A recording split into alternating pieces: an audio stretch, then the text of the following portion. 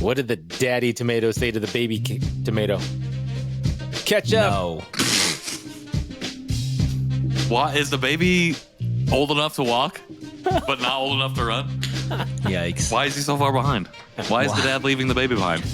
You're listening to the Janchi Show, hosted by 3 Korean American adoptees diving headfirst into what it means to be adopted, Korean American, and more. And now, here's your hosts, Nathan, Patrick, and KJ. Hey everyone, welcome to the Janchi Show. I am one of your hosts, or I'm just a host of the show, Patrick Armstrong, and I'm here with my fellow co-hosts, KJ Relke and Nathan Nowak. What's up, fellas? He's just a bro trying to be a bro. I'm just trying to bro He's out just a guy hard. with a mic. I'm just a guy with a mic and a light and another light. He's a man standing in front of a microphone. Talking to other men. Talking to other mans. Talking to other mans. That is absolutely true. We are I'm 3 good. mans talking to each other. Nathan, what is the Janchi Show? The Janchi Show. Yes, we are a podcast. Thank you for joining us. And we are 3 Korean adoptees spread across the country, as the intro already said that. Janchi means feast, and we are feasting and celebrating on our Korean adoption heritage. And at the end of the episode, we usually have a food or drink that we've never had before. And that is us in a nutshell. It's pretty succinct. We talk about that experience of being Korean adoptees. Yes. And sometimes we have guests. Did you say that? No, Sometimes we have guests Yes, sometimes and we have interview guests, them. Sometimes we solo. Just like we did last week with, wait, did we do that last week? Yeah, Or was that Eric, 2 weeks yes. ago? Last week with Eric Kemp, who Nathan just got to see recently in person. Yeah, I thought about having us do like a live reveal or something on Wednesday and have them listen to the episode while I record them or something. But You were gonna- Hey, sit down It and was like let's an both Inception. re-listen to a thing that we both I know. already experienced. We're going to film you listening It to was the a thing reaction. that we did last yeah, week. doesn't that work? That's hilarious. I mean, content for the show. Everything is content. I just had a conversation about that. But not everything is A+ content. Not everything is, releasable content. That's but a direct to DVD $1 like bargain from like Walmart in like the early aughts. It's like, one of the hidden things on the It's DVD. Lion King 2. Yeah. An Easter egg, is that what Lion you're King calling 2. it? Yeah. There you go. A hidden feature on Lion King 2. Part of the commentary. That is what that would be. This is the show. For people who have never been here or joining us for the first time, I'm so sorry. It's totally fine though. We have a great, I don't even know. I've done 2 recordings already today as of the day of this recording. So I'm coming in hot, but also Dang. coming in empty in my brain. So back me up, fellas. What do we do here on the show? What have we already talked about all this? I forget where I am Yes. right now. All right. Goodness. This is so much editing. Okay. What's in that glass? Yeah. It's So- nothing. Water. Nathan just went on vacation. Patrick, I don't even know what Patrick's been doing in his life. Yeah, I don't Wait, either. isn't there a thing that you... No? Okay. I don't know. Is there I'm not a doing thing that anything you know? until next month. I thought that you I mean, done I've a been thing doing, I recently, do my but- other show. That's what I've been doing Yeah, in lieu of yeah. this. All right. Or in addition to. What's up with me? I honestly nothing. I launched a website sort of, and my brain hurts from code. So I'm coming up empty for not having done 2 podcasts today. But Nathan, it was you went and did what did you call it? Like a reclaimed spring break? A redo, spring break redo. A redo. Yeah. Yeah. Over in Southern California, right? Southern California. Yeah, so started in San Diego, went up to LA, and then back to San Diego. Nice. And then you won a tennis tournament. And then I came back, and then the next day I got up at 6 a.m. and played tennis. Oh my in the gosh. tournament. At 6 a.m. I know. That makes it so much worse. Like It- tennis and- already sounds bad. No, to what me, made it like, for worse my is that I knees, showed but- up at the time I was supposed to show up, and then it was delayed by another hour and a half because of rain. Ooh, that does and suck. because they didn't have enough courts, so I didn't actually get to play until about 10. So Oh yeah, that Yeah. super sucks. You're all warmed up, and then you're all cooled off, and then you Yeah. had to warm up again. But yeah, you're going to like what's it called? Sectionals? Regionals? yes, we won our districts, so state districts, and now off to sectionals in Idaho. So yeah, good Idaho. job, team. Go long, Interesting. Yeah, shout out to your team. I just kept seeing it on Instagram, being like, "Is this real? Do I even know my co-host?" We've literally never talked about it. I think we just get so. No, we don't fixated talk about on tennis much. I know we always talked about table tennis and Yeah. And I knew that you were golf. playing in something tennis wise, I thought, but I didn't know you were taking it that serious. I like it. Yeah, no, it's Yeah, actually the first. This is the first league I've been on in 17 years. So, And Coming he's out of coming back retirement. hot. I know. Yeah, I guess so. Taking home that trophy. Gold. golden racket. That's what it's called in tennis, right? Golden racket. I don't know. Right? Yeah, it's a don't tennis know. racket. It is a tennis racket. No, I thought you said Yeah. golden racket. I was Yeah. Like "What's that's that?" what the trophy is. The That's like how you championship play. trophy. You exclusively you're right. allergic to impure metals, so you have to. Gotta be gold. My Solid gold. award for winning the districts was 2 beer pint glasses. Oh That's yeah, just- that's those things kinda actually cool. look pretty sweet. Yeah. So That's- Was there about beer that. in them? No, Lame. not yet. Not yet, he says. but he's Put some gonna go to soju in there. Golden with his golden racket and Hey, grab some Yeah. beer. playing tennis with a solid gold racket would be almost impossible. I feel like that thing would be too heavy, That would be so heavy. and the ball would just fly off of the racket. Yeah, It's just you'd be like, you just have to lift it. But Kill no, I somebody in did. the I stands. was in LA and San Diego. I did enjoy going back to where I used to live for 20 years and see all the changes because this is post COVID. First time I've been back in a while post COVID. So there's a lot of changes about sadly some businesses closed and some new ones opened. Just to see the locations that I used to go. We drove by our old houses. We drove by. Saw a lot of friends that we hadn't seen, since we'd moved 2 years ago. So yeah, it was a good time. We got to see family. We stayed with family. And then at the end of the trip, we got to go to Legoland, the mecca of Lego, right? So that was fun for the kids and me. And also for Nathan.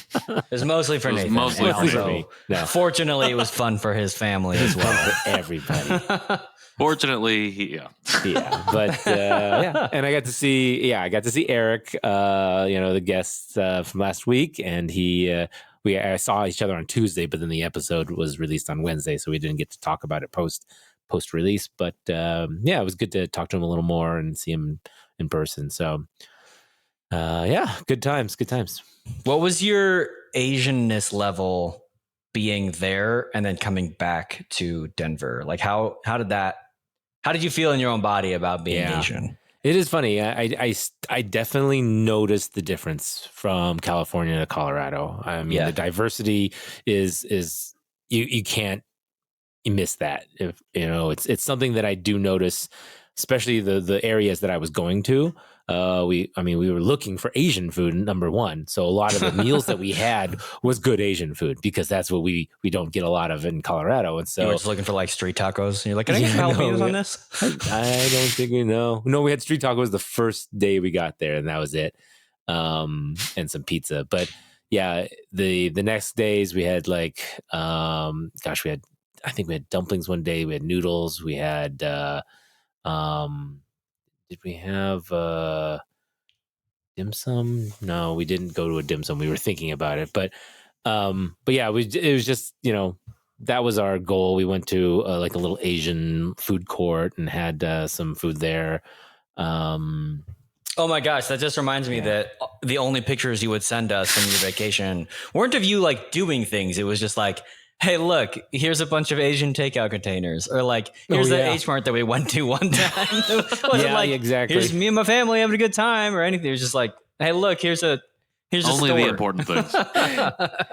So yeah, I mean that was again the kind of the eye opening thing for me is that I'm around there and there's just so many more things that are Asian, and it just now I knew it before when I lived there, but now being away from it for 2 years and then being there again, then you go after back. 2 years, I noticed it. It was hard to not notice it, and just the little signs. Like I sent you one that was a funny pun of it said get a jjigae with it.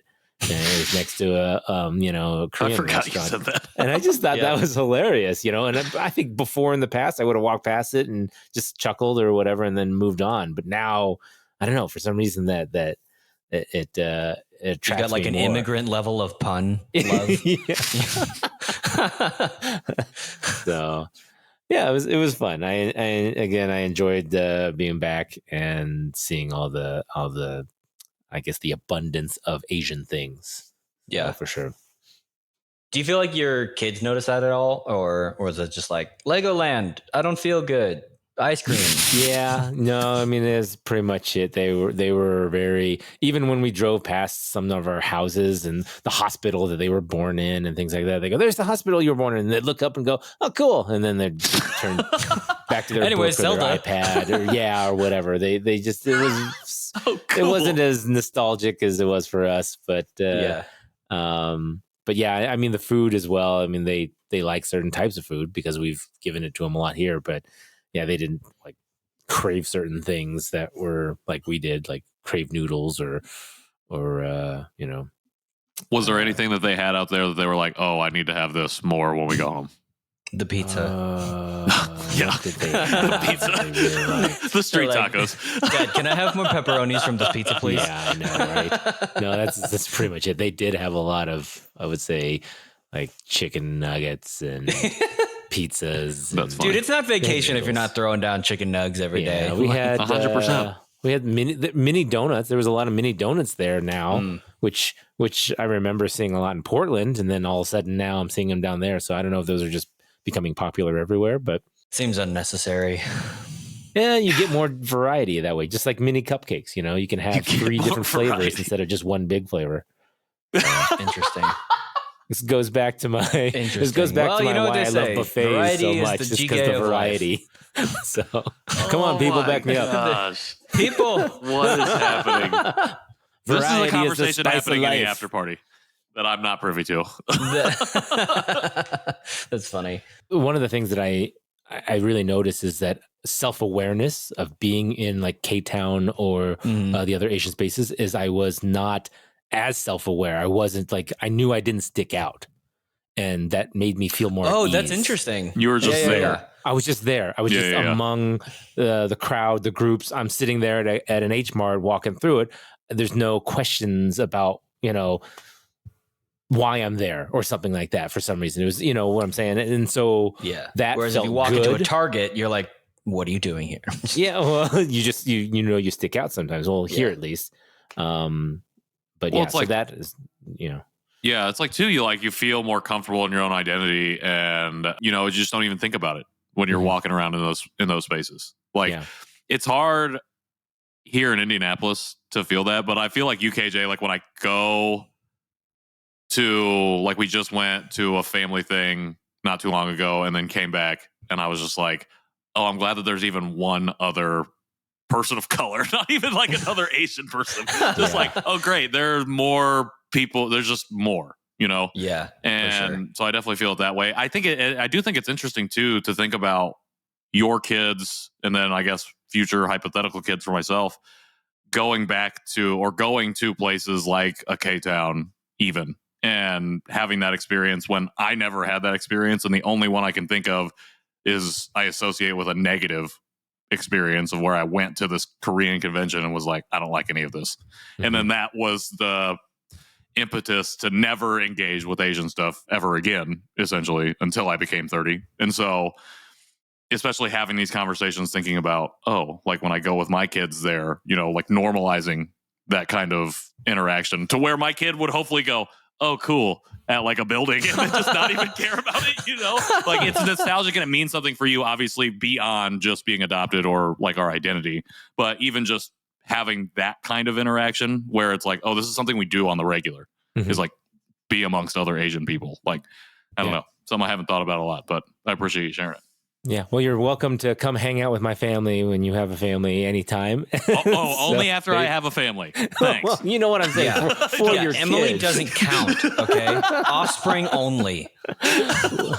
But no, I mean, so because, you know, all the family that we hang out with on Allison's side, you know, her entire side is Asian. So it's just normal. It's just normal that the cousins and stuff that we're hanging out with are Asian, and there's no, you don't think about it. And I didn't even think about that. Yeah. I didn't even think about that. Yeah. I'm like, you do have an Asian partner. I have a white partner. And I'm like, okay, so that side of the family is going to be white. And then my side of the family is also white. My sister's Asian. She's Korean. So I guess there's one person. Great. There you go. But Well, it's that's why I'm just off. interesting to navigate that, I think. It is. That's why I'm offering my family. So That's why I'm offering. Take my family back to Indiana with you. That's what I heard. Wild. That's funny. Okay, so actually, you bringing up your experience at that Asian convention, Patrick, leads me really nicely into one of the things I want to talk about today, which was just a chance for us to talk our opinions. I've not really given much thought about this at all, so for me, it was probably an off-the-cuff thought. But should parents, quote unquote, force transracial adoptees to stay in a cultural/adoptee space if the child doesn't like it or rejects it, similar to how you felt, Patrick, where you were like, I went there, didn't like it, and then I wasn't there. But do you wish that your parents had kept you in those spaces, even if you didn't like it, so that you could be like 20 years on from then, be like, well, I didn't really like it, but I guess I'm grateful for it now? Or run the risk of being 20 years on and be like, no, I didn't like it then, and I still don't freaking like it now. So Great prompt, and something that I've been talking about a lot lately, like this specific thing. Especially when like an adoptive parent is like, how do I make sure that my child continues to stay in touch with their culture?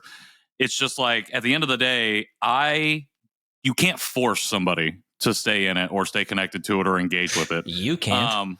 That's very true. There's no forcing someone to do it. What it is you have to provide the opportunity to engage, and then especially white adoptive parents, you have to yourself be willing and actively engaging in that cultural thing, whether it's cooking, whether it's language, whether it's going out and meeting people and mingling in the community, whatever that looks like, you have to be doing that too.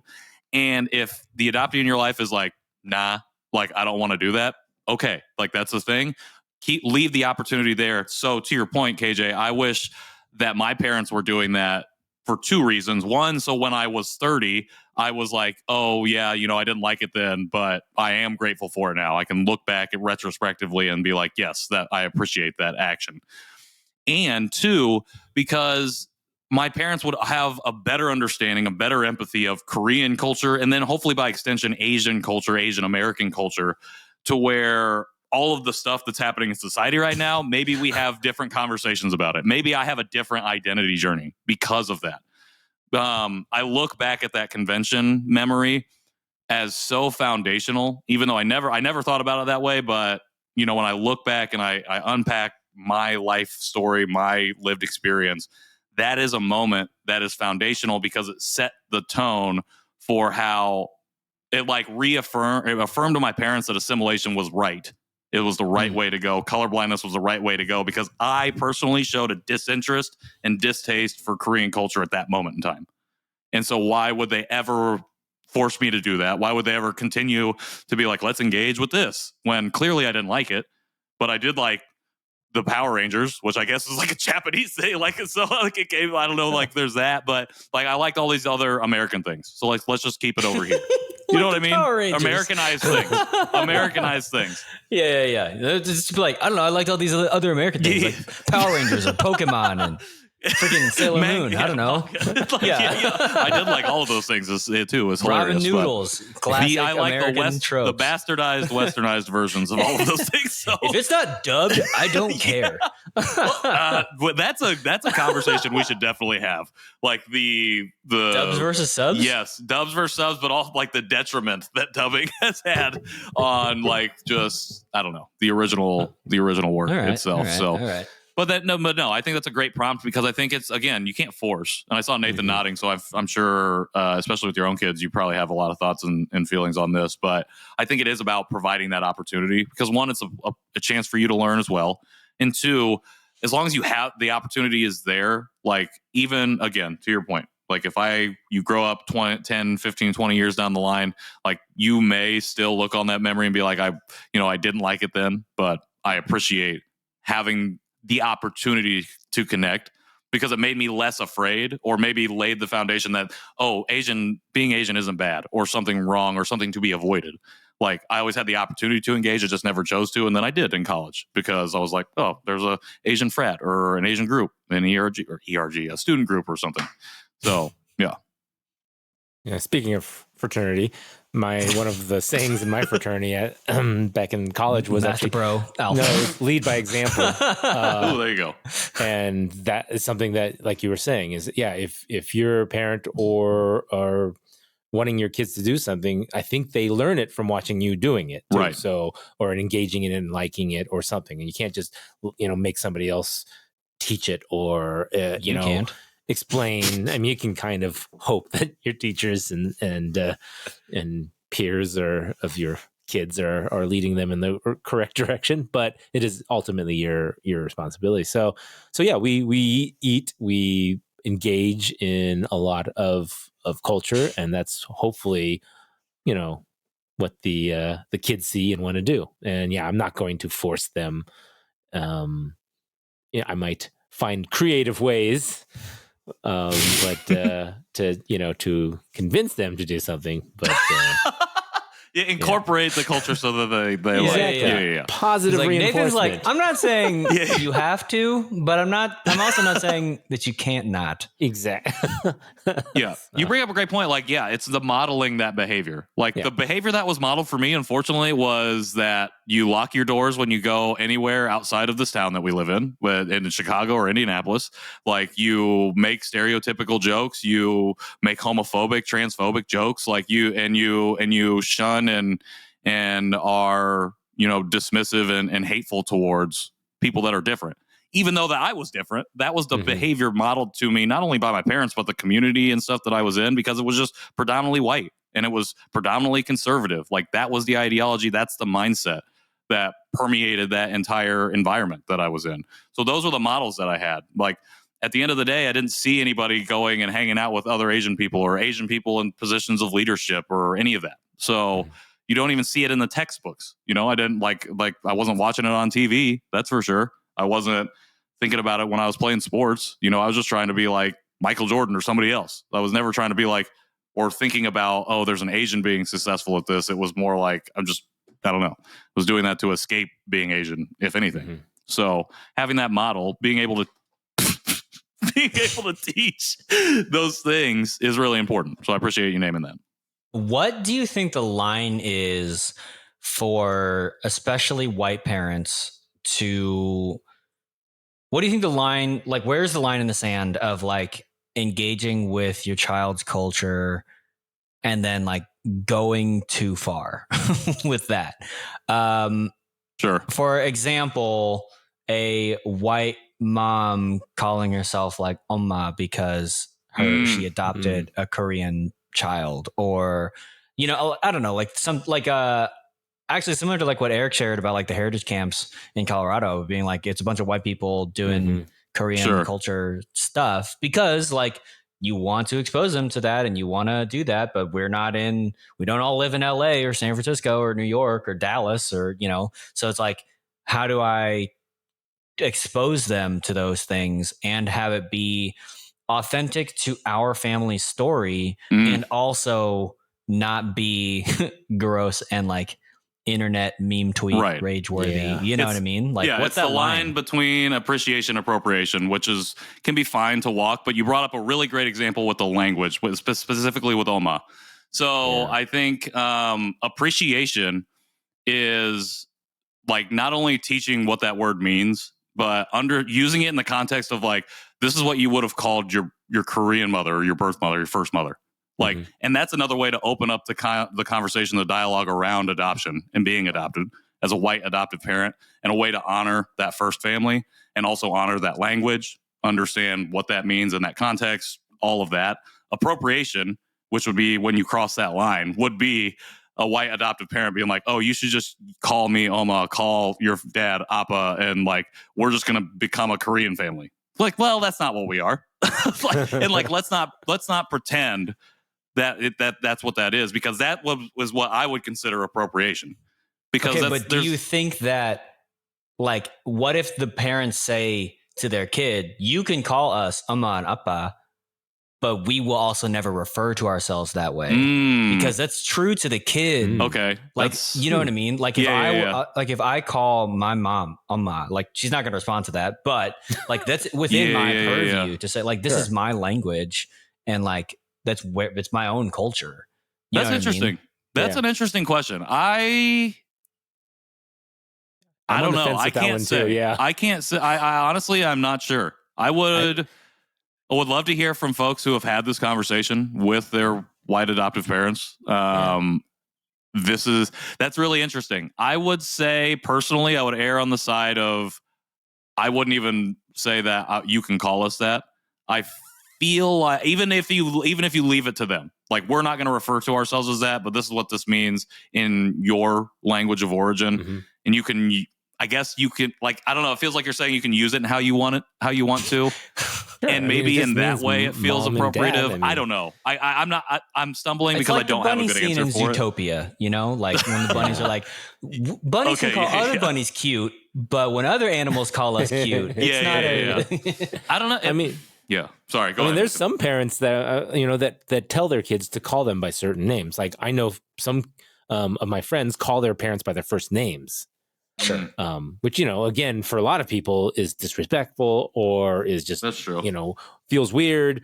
But that again, to their family, that is what's normal, and that's what is either learned or wanted. So then that's not crossing a cultural dialogue, but that is still their family. Sure. So in some regard, I would leave it up to the family's choice, I think, and if that's something that they want to do, as long as it's not offensive, which I don't think it is, because it just literally just means mom and dad. So, but That's what you think. yeah. So, Well, I think it's just like how it's. I don't know. I feel like it doesn't hit right when I think about a Korean adoptee calling their white adoptive parent Umma or Appa, and like them being like, "Oh yeah, you should call me that." Like, I don't know. It feels appropriative. It feels gross. Like you were like, I don't know. There's just some kind of, and I don't disagree with you, Nathan. Like I do think it's like kind of up to that family. But I guess when the cultural context comes into play, it does feel like there's that layer of the difference, but that line of between appreciation and appropriation, like that you really, if you're going to adopt transracially, you really have to understand and know how to walk it. I guess I'll say that, like know how to fall on the side of appreciation as opposed to appropriation. Like you have to understand that and have a good, solid foundation to move from that if you're going to adopt transracially. I'll say that. I don't have an answer, I guess. And I think combining our answers, leaving it to, the family to make that decision, I suppose. But with the cultural context, it's just like, I'm not sure. Okay, so here's an interesting thing. Since both of us have white partners, like if and when we have kids, and for both of us, hopefully it's a when, are our kids gonna call, like, would you have your kids call you Appa and call Emily mom? Ooh, man. Great question. Would you want, I mean, I don't love people referring to themselves in third person generally, even when they're saying like mom and dad. Like, I think that's weird. But like, would you want to say like, oh yeah, like if Emily is talking to your kid, would you say like, oh yeah, your Appa and I, or you know what I mean? Or like if you're referring to Emily, do you say like your Umma and I, even though she might never, do you know what I mean? Like, sure. Because there's three parties or three persons, two of them are Korean. So it is their language. Right. And like, so yeah, where do you land there? Where do you land? Okay. So here's my take. I think it's all about giving the kid the opportunity and the power to choose and to own. So if a kid wants to call, like, okay, because we're Korean and I know Korean. If a kid wants to call me Appa, great. I might refer to myself as Appa because that's how I, as another adoptee, want to be referred to, right? Right. I don't mind Sarah calling me Appa, but I wouldn't want her to do that like on the internet. Sure. If that makes sense. Yeah. In like a written type of situation. Right. If my kid wants to call me Appa and Sarah mom, or me Appa and her Umma, that's fine. But even in that situation, again, generally don't love when people refer to themselves in third person, but I definitely wouldn't want Sarah to refer to herself in third person as Umma. Right. So that's like, I think it's like I would want to give them that choice and that power, and I don't want them to. I don't want I wouldn't want my white partner to like do that publicly in a way, because then I think even though it is true to our experience, it opens the door to a lot of like, this is appropriative. Yeah. You know what I mean? Sure. Even though we are actually centering our child's experience and centering all those, those kinds of things, because we're an interracial household, Exactly. So See, I'm glad I asked you to respond first, because I really like your answer. I appreciate what you said about centering our children first in it, because it is their language. And at the end of the day, I'm like, I guess in my mind, when I was answering this, I was thinking of my kid is just fully Korean, but they are fully Korean, and they would be fully white, I guess, because they're mixed race. That's what it's going to be. And at the end of the day, it should be their choice, because it is their language, and they have the opportunity to make with it, to use it how they feel comfortable and feel is right for them. And agreed. Like, I would probably refer to myself as Appa. I might refer to Emily as Umma, I guess, in like the household setting. But like you said, in public especially, would not probably go down that way, and definitely wouldn't want her to refer, like, to be using that language because out of context, being heard and like speaking the language, that could be taken in any which way, and then having to explain it. And being adopted, like, I feel like that's going to happen anyway. Like, it's just like, you're going to have to explain your story. We talked about the scripts with Eric that we all had like growing up. It's like, I feel like that's the best part about the community, is like, when we meet, we don't have to have that explanation. But when you meet anybody else who's not adopted, it's like, you got to explain it. Like, there is no choice. You just have to talk about it. And I feel like a language thing, like, especially, I don't know. I don't know. I'm just agreeing with you, KJ. So I'll leave it. So what about attire? You mentioned attire as well. So what about wearing? You mean clothes? I thought he meant the wheel. Not a round. I thought he meant the wheel. It's like, why are we talking about rubber? I thought he meant wheel as well. I was very, very confused. Yikes! Sorry, garments. Is that better for you? The clothing, traditional garments and clothes. Hanboks. So, would you find that offensive if the parents, white parents, wore that? And then take it one step further. What if the parent is Asian but not Korean? Okay, I have maybe not good, but I have a response to the second prompt. The first one, I don't know. Again, it's. I think the context of like why you're wearing the hanbok is important in that in that prompt specifically. So I guess it would just really depend on the context. For an Asian person who is not Korean that's wearing a hanbok, I've been thinking a lot about this since I was in New York, and I'm actually working with a Chinese American designer right now to make me a custom suit. And it's going to be a mix of Chinese and Korean influence. And so I'm really, really excited to see that come together. And the reason I bring this up is because in New York, I bought a piece from her to wear to one of the dinners that I went to. And like, it's more traditionally Chinese. And I bought it and I put it on and I was wearing it. And I was like, I went to a Chinese American person that I knew. And I was like, hey, is this appropriation for me to be wearing this? And they said to me that at the end of the day, it's not appropriation. What? At the end of the day, you look Asian, so white people won't know the difference. Well, no, it's just not. It's again, it's all about the context. It's all about why and what you're doing. Why are you wearing it? Like, what's the purpose of it? And the reason that it made me think of this and why this has been on my mind so much is because, especially as an adoptee, I'm thinking about what does Asian America look like for me? And what does it mean for me to wear Asian America on myself? And how do I represent that? And I've been thinking about that a lot. And so I've been buying like a lot of Asian American brands recently and like just putting all kinds of different stuff together. Like, and I'm just like, you know what? Like, this is why I want to do this suit, because I think there's like, why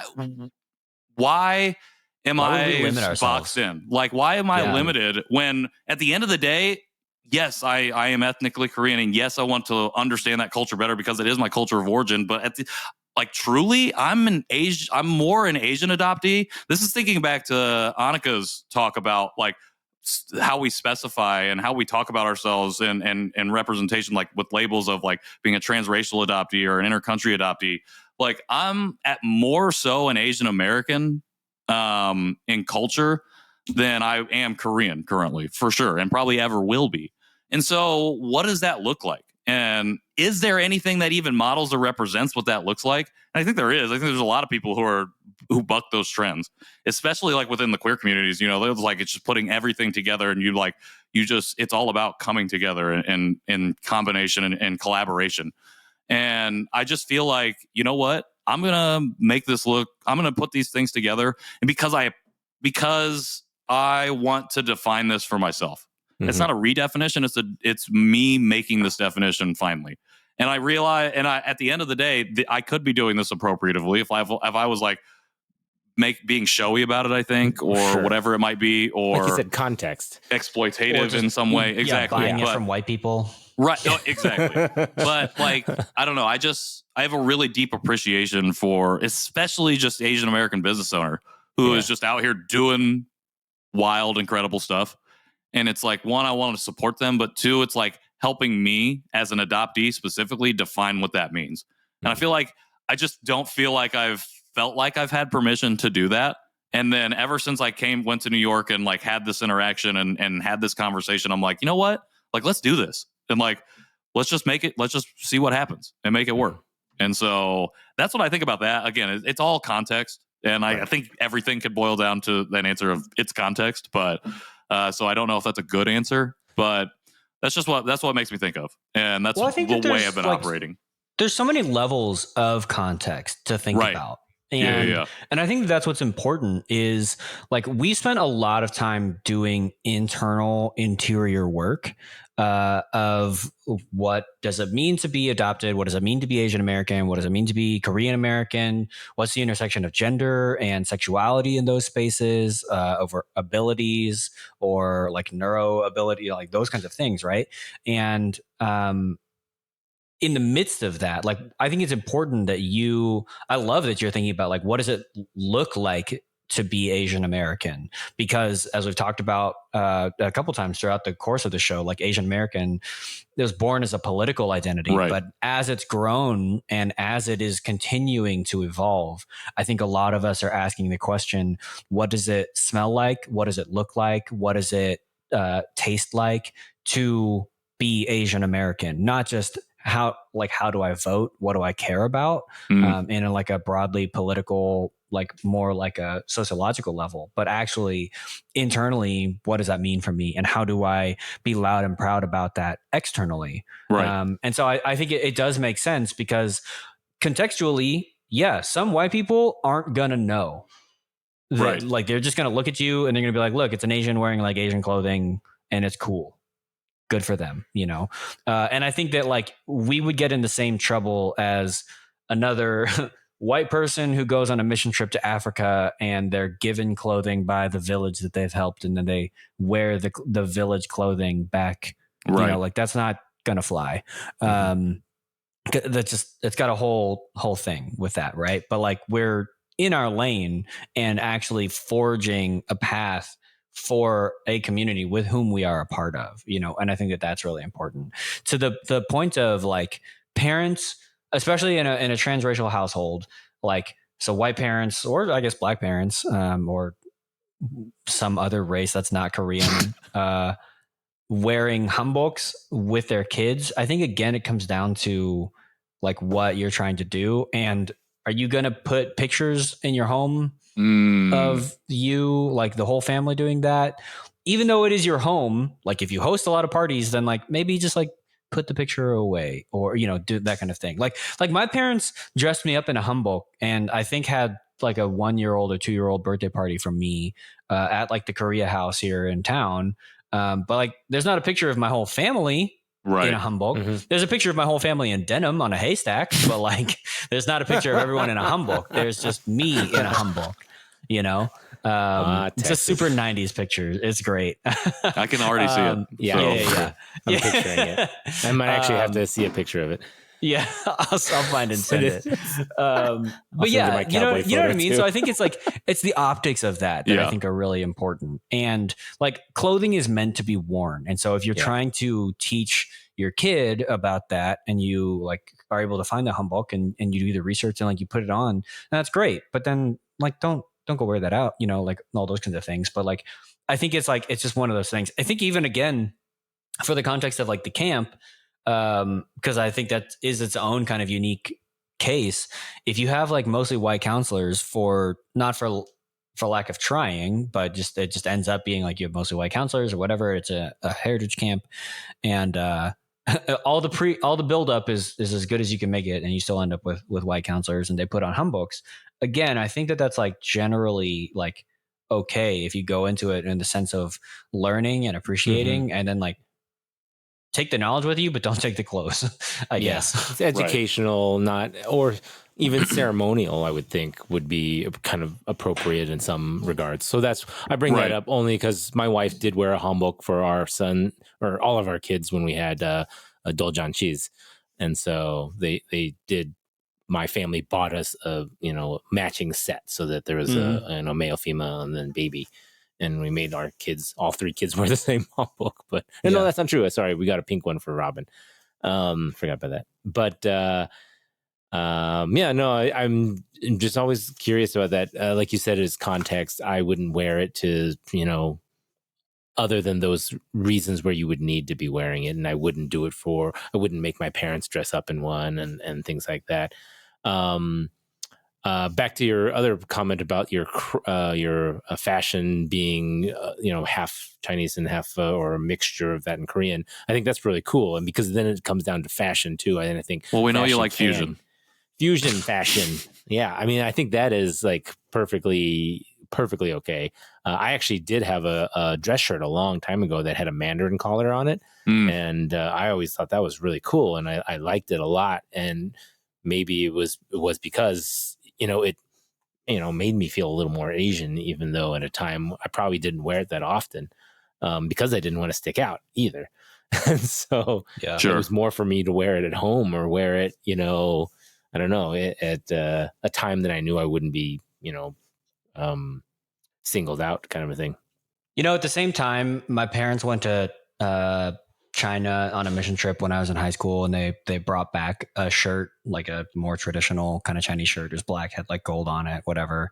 And I loved it, and it was great. But I was like, I think my first thought when I got it, or one of my early thoughts when I got it, was like, oh, great. Now I don't have to pick out a Halloween costume. I can just go as generic Asian guy, Sure. And like, I think that's a moment where it fails because it's not specific. I mean, generally, like, and I couldn't necessarily verbalize this at the time, but like generally in high school, I was looking for all things Asian.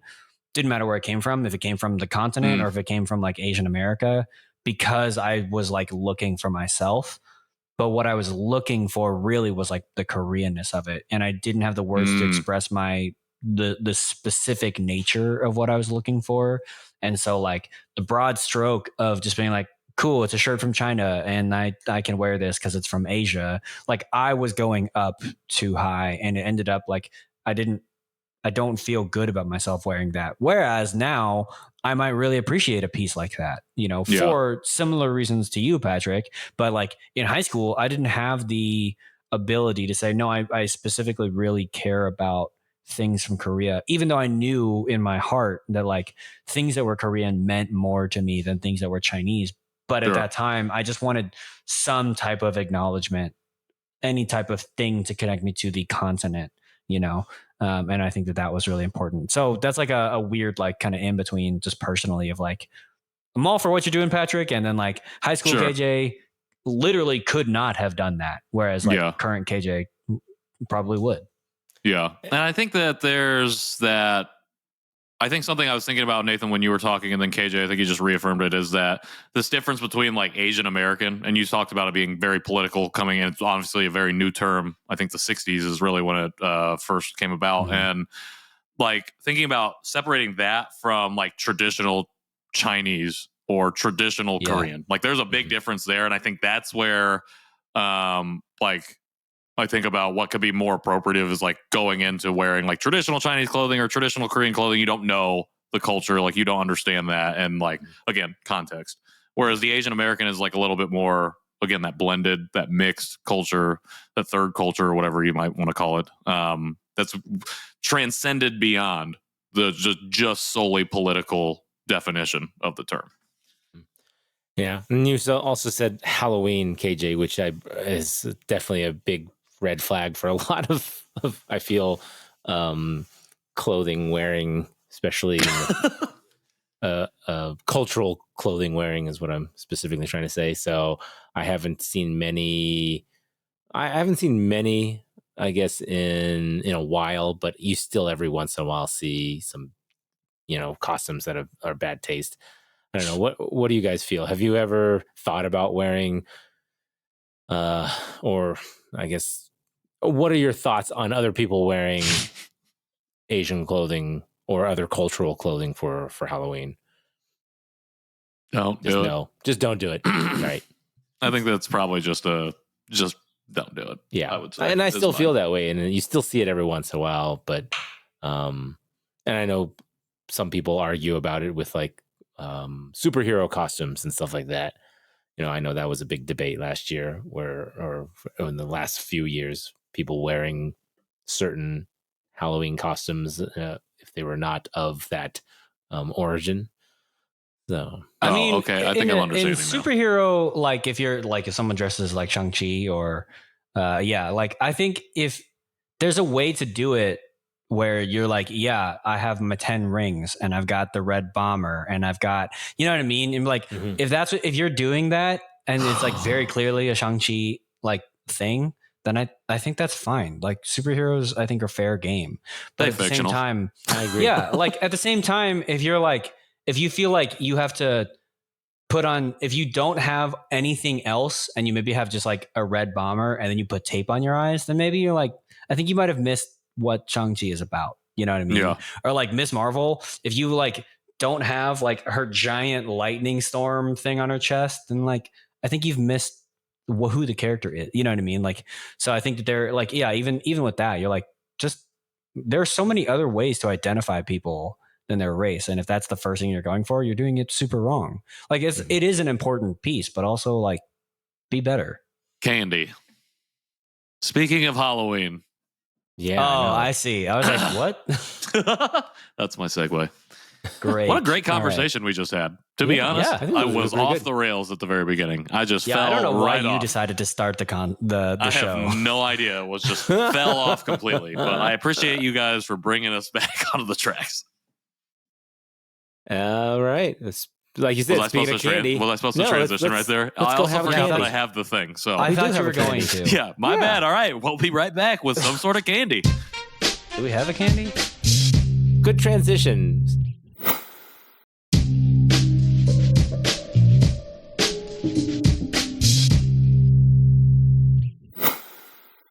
Welcome back to Janchi. I don't know what I'm saying. Janchi Show. Welcome back to the feasty time. Welcome back to Boys. Janchi. He's back to the feast. Well, I was trying to say welcome back to the Janchi Show. Wow. We are off the rails. I don't know which one of these you're going to use. I'll just keep going back and forth. Welcome back to the Janchi Show food portion. Woo! With the Feasty Boys.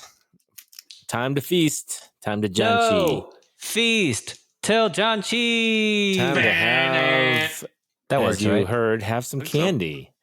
These are made by Mamos, I think. Imported by Soul Trading, but it says Mamos, I think is the brand. There's lots of different flavors that I saw at the store. I could only grab a few because it's a big bag of candy that I don't want too much of. Did you say this is from Friend? So, no. Oh, is it? Look at that. Is this a friend on the side of it? It is from a friend. So I got two flavors. There was a lot of different flavors. I got one good flavor and one questionable flavor. All right, we haven't tried either of these, so let's not jump out and say one of them's good and one of them's questionable. Good point. I both assume one of them is good. They're both questionable. They're technically both questionable. We'll find out. First one is tomato candy. KJ, what does this angle say? That says tomato. Oh, I was literally gonna say that, and you'd be like, "Did you read that?" And I was gonna be like, "No, I Yeah. guessed." I have The never one heard of a above tomato says candy. Sekom So dalkom, this and is the gonna be bottom funny. right says candy. Candy, Oh no! it's a hard candy. no smell. I don't like KJ's face. I don't even want to put it in my mouth. Ugh. I don't even want to put it in my mouth. No, It's this sweet. is so bad. Ugh. As KJ rolls away to the trash. I don't know. It doesn't really taste like tomato to me. No, I can't eat that. Ugh. That's too. Oh, it doesn't wait. taste like tomato I to did you. not Never mind. Oh. It does taste like tomato now. Oh my god! It's like I can't even speak anymore. I had to get through a few layers Nope. of it, I think. No, I'm no, interested to give this to Emily, though, someone who really likes tomatoes, and see what she Yeah. thinks of this. That was awful. I did also not like give it that. to Sarah. Ugh. Wow. Okay, I'm gonna say something. I'm gonna say something here. That might have been worse than the roasted chestnut. The soggy, wet, cold roasted chestnut. I don't know. That we It's ate out of the different. bag. One is a texture thing. One is a flavor thing. Okay, that's true. That's true. Like- That's true. So it's not tomatoes to chestnuts. That's true, It's because I did have a real- tomatoes to chestnuts I comparison. did have a real roasted chestnut way better than the one Yeah. that we had in the bag. Sure. And I've had a real tomato way better than what I just put in my You mouth. have not had a real tomato that was way better than this. What are you talking about? What? Like an actual tomato is so No. much better than this candy. An actual tomato is like okay. This is pretty bad. But well, that I don't still know okay still makes it way better than what I this don't- is. that's how low you're gonna put that? Wow. Yeah, I'm saying it's not good. I mean, that was not it good. tasted like tomato, which I was surprised. I actually It's still in my mouth. I want to eat this coffee one because I know, it's, put the coffee one in. disgusting. moving on. Oh my gosh. it's disgusting Ugh. to me. It's like I just squirted a whole bottle of ketchup in my mouth and it's coated in the back of it my wasn't throat. even Not like even ketchup. That's what it tastes like. No. That's what now tastes like to me. Ketchup's got more vinegar and stuff. This was Yeah, literally yeah. the taste of tomato. It's like you But it opened a was You can taste of like sweet. tomato. and open It a was can of sweet diced and tomatoes. hard. See that I put that in my mouth and now I'm confrontational. I'm mad. Oh, You're a I'm tomato. definitely- I'm definitely Candy angry. made you mad. Wow. If you like to talk to tomatoes. Oh, this one way better. Yeah, it tastes like coffee.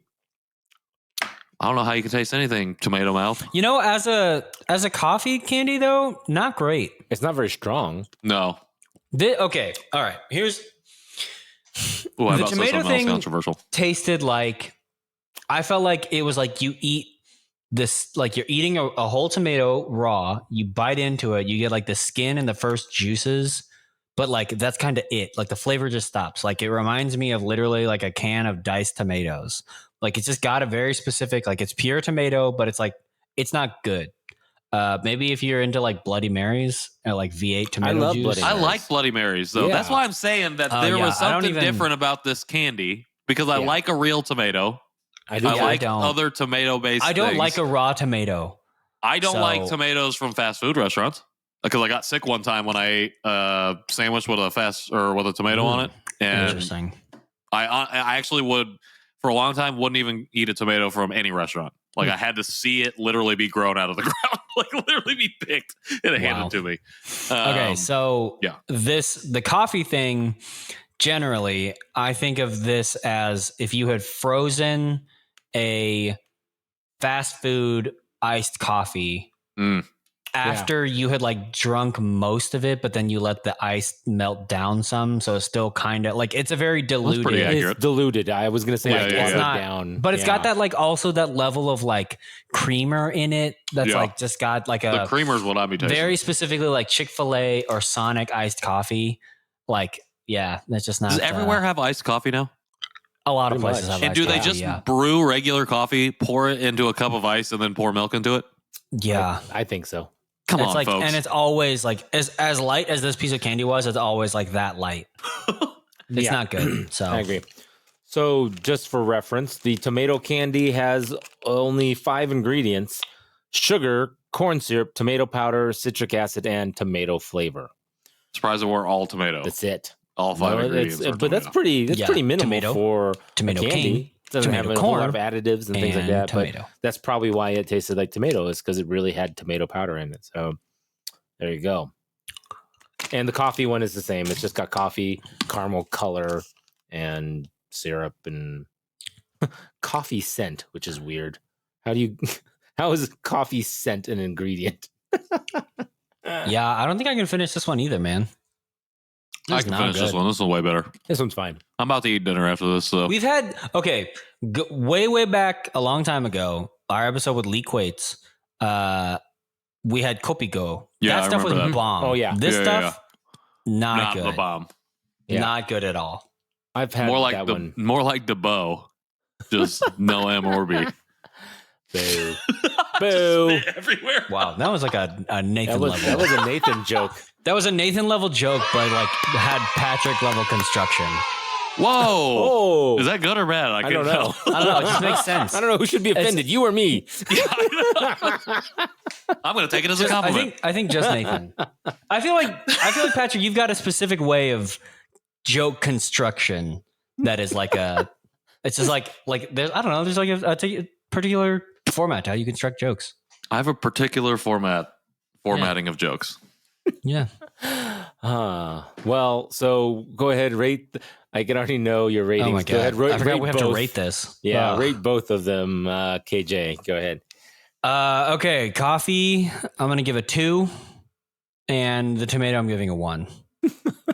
Wow. I think like the coffee, I expected it to be a lot better because it's hard to mess it up, and it really, even as a coffee candy, like really went below expectation. So definitely a 2. And the tomato, I don't know what I expected, but it's not getting above 1. That 1 feels a little generous, but it's not getting above 1. is generous. That's funny you say that. Okay, I'm giving the coffee a 2.5 for all the same reasons that you just listed. The 0.5 is because You're it's just a nicer covered person up. than I am. But it's just because it came after the tomato. So it gets extra points for just being the follow-up For snack being to a the chaser. tomato. Yes. The tomato one, I'm giving it a 0.5. I'm going lower than 1 because I'm not going to be as generous. That thing was not good. And that still rates it better than the chestnut. But I guess. I mean, you could go 0, right? Or are we just saying 1 to 5? You could give a 0. you could give it a 0. I'm going to give it a 0.5. I don't think we've ever done for that. existing. No, true. For just existing, I will give it a 0.5 for being alive. Maybe we can only give things like a near 0 rating. We Near can 0. actually give. Well, Yeah, I mean, yeah, somebody might like it. Like you said, give it to somebody who likes That's tomatoes actually true. extremely well. I will amend with with other people ratings. Sure. Not What? my rating. Yeah. But just My to amend rating- the episode, maybe? I don't You know mean what I'm talking addendum about. to your I don't know what I'm taste. talking about. Yeah, addendum. Yeah. I mean, it wasn't.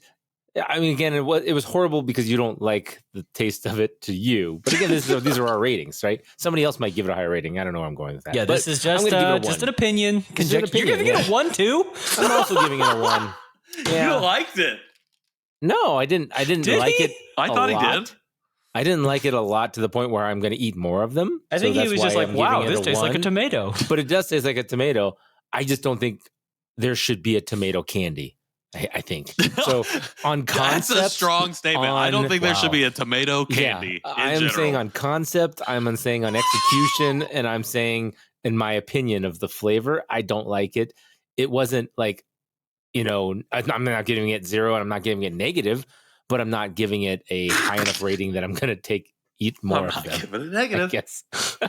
The coffee one, like you said, 2.5. I agree, right down the middle. It's watered down. It's not as good as other coffee candies that I've had, but if this was the last thing I had and I needed a nice coffee candy to pick me up, I would eat it. Okay, but do you even think it would pick you up? It's There's no actual caffeine coffee in here. No, Yeah, I know, but like, how much coffee are we talking here? It's probably got less caffeine than a soda. Coffee That's and my powder. guess. I can't believe there's probably. any caffeine in there. It actually doesn't list if it has any caffeine in it. So Okay. I need one thing cleared up before we get out of here, too. You said that you don't think that there should be a tomato candy. Is that just for this brand or in general? Just like in the world. No candy Like, should ever have a tomato There's not flavor. a god because tomato candy exists. Yeah, I don't think. Yeah, I mean, there's some things that I don't think should be made into candy, and I think tomato might be All one right. of them. Yeah, You heard it Wow. here first, folks. but I mean, I can't think of one, I guess, way I've liked tomatoes as a sweet hard candy. I mean, I can think of like I've had corn How candy. many other times have you had a tomato flavored sweet hard candy? That's what I'm saying. None. That's why I don't think it should exist. Okay, you Oh were my like, you know, I've gosh. had a lot of hard candies that were tomato flavored, and I can't. No, think I've had a lot of hard candies. Never. That's why I wanted to try it. This because is you're my so- 80-year-old favorite man. snack portion that we've ever done. would you like some This is like hot takes on candy making. This has been. I'm hungry now. I'm sorry if I offended anybody who likes hard candies and tomato flavored. If you were offended by Nathan's hard candy tomato hot takes on this episode, reach Call out in to us right now. directly. Call in right now. Leave us a message. Tell us your thoughts on hard candies that are tomato based. 972-677-8867. If you'd rather leave us a written message, you can send us an email to janchishow@gmail.com. If you don't do email, but you do social media, you can find us at Janchi Show. Send us a DM. Leave us a comment that's publicly visible with your tomato hot takes. Want to hear them, want to see them, want to respond to them. If you want to support our show because you really, really enjoyed this conversation about tomato hard candies, you can do so at our website, janchishow.com/support. If you just browse around on the website, you can find our store. You can find all our episodes, a whole bunch of stuff there, and other ways to support us as well. And if you are feeling up to it because you really liked our tomato-based candy conversation and you want to leave us a rating or review on whatever podcast player you're currently listening to this on, we would greatly appreciate it. If you want to have individual conversations about tomato-based candies, you can find me at Patrick in the World, wherever I want to be found on the internet. I'm at KJ Relke, wherever I want to be found on the internet. Oh, that's weird. You stole my thing. I stole right out from under you. And to be fair, I kept the tomato candy in my mouth the longest because I was trying to give it a chance. It's not even worth it. But you can find me at nnowak on Instagram or Nathan Nowak on Facebook. And that's been a good time. It's Yeah. been a great time up good until time, about 6 minutes into this part of the episode. I hope to find more fun candies like that for you then. Before we go, I do want to say thank you to two of our friends, listeners, who have sent us notes. One person actually just mailed a letter to Nathan, so that was cool. And then another person left us, there's like a contact form on our website, and they wrote in and said like, hey, thanks for the podcast, basically. So thanks. That stuff, like messages like that, really help us. A, know that literally anyone is listening, but B, it's just like, it's encouraging. And it's encouraging to do this.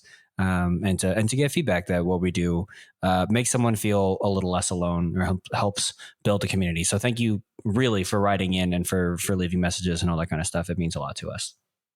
It really, really does. And until next time in our next tomato-based conversation. Oh my gosh. Hopefully Janchi. never.